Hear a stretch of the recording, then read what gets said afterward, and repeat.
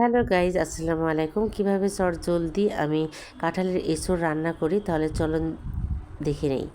তো এখানে দেখতে পাচ্ছেন আমি সবগুলো পেঁয়াজ, রসুন এবং আদা বাটা সবগুলো দিয়ে এই তেলে ভেজে নিয়ে এক এক করে সব মশলা আমি দিয়ে দিচ্ছি। মানে গরম মশলা পর্যন্ত এখানে দিতে হবে।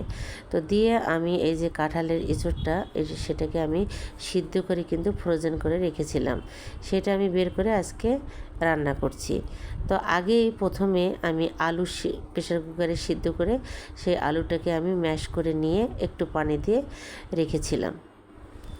তারপরে এখন আমি মশলার সাথে এই এঁচোড়টা কষিয়ে নিয়ে তারপরে এই যে আলু যে ম্যাশ করে একটু পানি দিয়ে রেখেছিলাম সেটা ঢেলে দিলাম। দিয়ে এটাকে আমি এখন অনবরত নাড়বো যেন নিচে লেগে না যায়। ডিমটা কিন্তু আমি আলুর সাথে সিদ্ধ করে নিয়েছিলাম, নেওয়ার পর ভেজে নিয়েছি তেলে। তারপর এর মধ্যে দিয়ে দিলাম, দিয়ে এই যে কষিয়ে নিচ্ছি। তারপরে একটু পর আমি এর মধ্যে ধনিয়া পাতা কুচি দিয়ে দিয়েছি।